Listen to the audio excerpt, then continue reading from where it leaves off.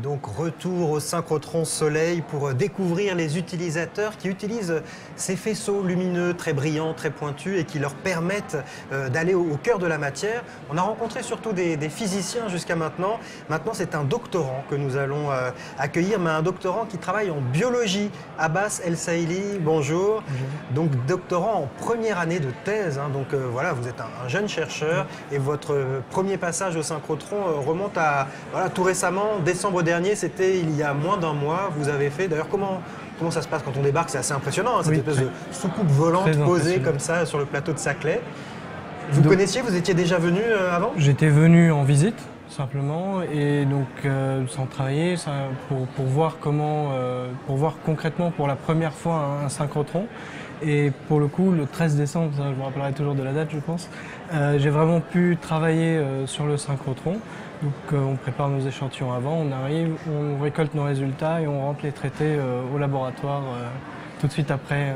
Et là, en l'occurrence, les résultats, vous les avez déjà traités ou vous avez accumulé des données qu'il va falloir plusieurs mois pour vraiment faire parler? On a accumulé des données. Dans ce cas-là, le traitement va prendre un peu plus de temps parce que effectivement, les données sont un peu complexes. Donc pour arriver à notre but final, il va falloir encore un peu de traitement. Donc c'est ce qui est en cours. Alors on va essayer de comprendre hein, ce que vous faites. Vous, je disais, vous êtes plus dans la biologie, la biochimie. Vous vous intéressez à une bactérie qui provoque des tumeurs sur certaines plantes, comme par exemple le pommier, le rosier. Alors pourquoi cette bactérie et qu'est-ce que vous faites exactement?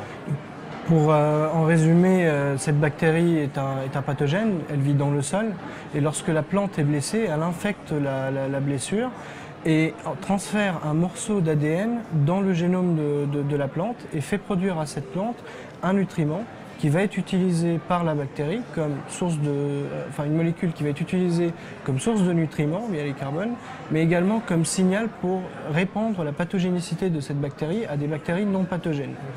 Et mon travail dans le courant de cette thèse qui dure 3 ans, c'est d'étudier la voie d'entrée de cette molécule dans la bactérie. Donc c'est la protéine ACCA.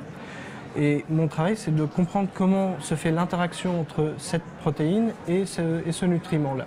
C'est-à-dire que c'est vraiment sur un petit maillon précis de la chaîne hein, que vous intervenez. Ce n'est pas la bactérie dans son ensemble, mais cette bactérie a une molécule, une protéine qui lui permet de se nourrir. C'est-à-dire ce nutriment qu'elle fait produire, parce qu'elle arrive à détourner la plante pour qu'elle produise ce nutriment pour se nourrir.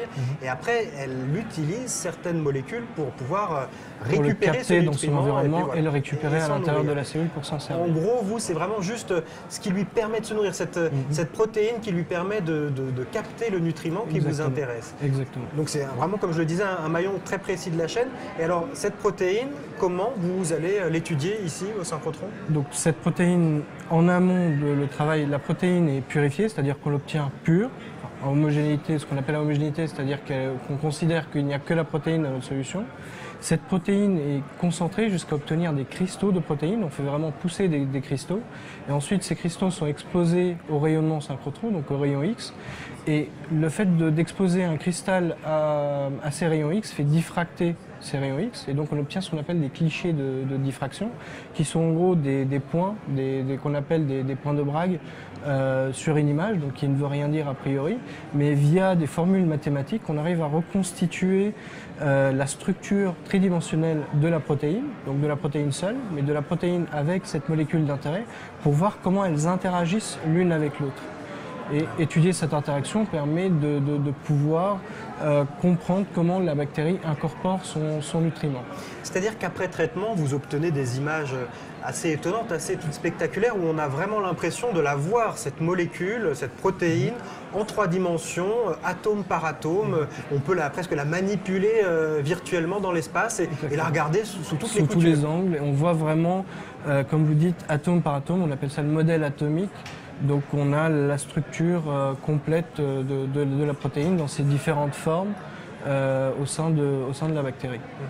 Vous avez dit, je vous ai laissé passer vite là-dessus, vous avez dit on fait pousser, avant de venir au synchrotron, on fait pousser en laboratoire des cristaux de protéines. C'est presque poétique, hein, c'est très beau, on aurait presque envie de se les monter en bijoux, mais c'est quoi faire pousser un cristal de protéines? Donc, la protéine en solution, elle est libre, elle se balade un peu comme elle veut, mais lorsqu'on la force à aller vers un état cristallin, ce qu'on appelle l'état cristallin, donc à former des cristaux, elle s'ordonne de façon périodique, c'est-à-dire qu'on a la protéine se met de façon très ordonnée les unes à côté de l'autre, et finalement ça fait un solide, on passe sous forme solide de la protéine, qui permet de voir l'ensemble des protéines cristallisées comme un cristal de diamant par exemple. Ouais. Mais c'est-à-dire que pour pouvoir observer à l'aide d'un faisceau lumineux du synchrotron cette protéine, il ne vous faut pas la protéine en un seul exemplaire, il vous la faut à plein d'exemplaires, une multitude d'exemplaires et très bien rangés les uns à côté des autres, une sorte de cristal, voilà, vous le dites, un cristal de protéines dans lequel toutes ces protéines sont alignées et bien empilées les unes sur les autres, et c'est ce cristal que vous allez sonder avec le faisceau du synchrotron Soleil, et c'est ça qui va vous donner cette structure en 3 dimensions de la protéine qui vous intéresse. C'est vrai que si on avait la protéine toute seule, on ne verrait pas les signaux de diffraction, on ne verrait que le rayonnement qui arrive dessus, les rayons X qui arrivent dessus. Et donc il faut des milliards de molécules alignées exactement de la même façon pour que le signal de diffraction soit observable. Alors qu'est-ce que vous attendez de ça? C'est-à-dire qu'on a bien vu qu'au départ, vous partiez d'un problème très concret, hein. Vous avez une bactérie qui s'attaque à certaines plantes et qui provoque des tumeurs sur ces plantes. Vous étudiez cette protéine de cette bactérie, vous voulez en avoir le dessin le plus juste possible en 3 dimensions, et puis une fois que vous avez ça, à quoi ça va servir? C'est vrai que le projet est l'interface chimie-biologie.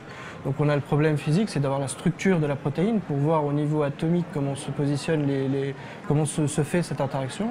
Et ensuite, à partir de cette interaction, résoudre le problème biologique et de comprendre comment la bactérie fait pour avoir ses nutriments et finalement survivre et propager son caractère pathogène. L'idée, c'est que si on arrivait à agir sur cette protéine qui permet à la bactérie de se nourrir, on pourrait lui couper les vivres, tout simplement, l'empêcher de se nourrir et donc de se développer. Donc on aurait un remède à cette infection des plantes par cette bactérie. Effectivement, et comme ça représente un intérêt financier évident pour des plantes souvent d'intérêt agronomique assez important, on a cité le pommier ou le rosier, mais on a également la tomate ou le plant de tabac. Donc ça représente énormément d'intérêt pour beaucoup de monde, et donc pouvoir avoir un moyen de lutte contre cet agent pathogène permettrait de résoudre certains problèmes. On pourrait par exemple trouver une molécule qui vient se lier, s'emboîter dans cette protéine et donc l'empêcher de jouer son rôle vis-à-vis du nutriment. C'est ce qu'on appelle un inhibiteur par exemple, mais oui, c'est le but ultime recherché dans ce projet-là. En quelque sorte, c'est un nouvel antibiotique que vous cherchez, une molécule qui permettrait de se débarrasser de cette bactérie? Oui, ça c'est, comme je disais, le but ultime. À mon petit niveau, j'essaie déjà de comprendre comment est la protéine pour peut-être un jour pouvoir concevoir une molécule qui pourrait la bloquer. Là encore, on est très en amont dans la recherche, c'est de la recherche fondamentale, mais n'excluons pas le fait qu'un jour ça débouche sur des applications bien concrètes. Merci beaucoup Abbas El Saïli, je vous remercie d'être passé nous voir pour nous expliquer ça, et puis bon courage donc pour votre thèse, vous en êtes au tout début, première année de thèse, il en reste encore au moins 2, on espère que ça se passera bien. Merci. Au revoir.